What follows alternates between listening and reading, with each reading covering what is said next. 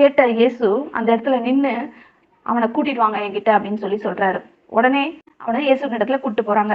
அப்போ இயேசு அவனை பார்த்து கேட்கிறாரு, உனக்கு நான் என்ன செய்ய வேண்டும் என்று நினைக்கிறாய்? அவருக்கு தெரியாதா அவனுக்கு என்ன வேணும்னு? ஆனாலும் ஏன் அவர் அந்த மாதிரி கேட்கிறாரு? ஏன்னா அவர் அவனுடைய இருதயத்திலிருந்து என்ன வருகிறது என்று பார்க்கும்படியாய் அவனை கேட்கிறார். தேவன் நம் வாயினாலே நமக்கு என்ன தேவை என்று கேட்க வேண்டும் என்று விரும்புகிறார். அவன் ஒரு நல்ல ஒரு நிலைமையில இல்ல, அவன் வசதியான குடும்பத்தை சேர்ந்தவன் இல்ல, டெய்லி பிச்சை எடுத்து சாப்பிடுற ஒரு மனுஷனா இருக்கிறான். அவனுக்குன்னு ஒரு வேலை இல்லை, வருமானம் இல்லை, அதனால அவன் பிச்சை எடுத்து பிழைத்து கொண்டிருக்கிறான். இந்த இடத்துல அவன் எனக்கு வருமானம் ஈட்ட ஒரு நல்ல வேலை வேணும் அப்படின்னு சொல்லி கேட்டிருக்கலாம். அப்படி இல்லைன்னா எனக்கு நிறைய பணம் வேணும், ஆஸ்தி வேணும், அந்தஸ்து வேணும், நான் இப்படியெல்லாம் வாழணும் அப்படின்னு சொல்லி அவன் கேட்டிருக்கலாம். ஆனா அவன் அதெல்லாம் கேட்கல. அவன் என்ன கேட்கிறான்? ஆண்டவரே, நான் பார்வை அடைய வேண்டும் என்று கேட்கிறான். உடனே இயேசு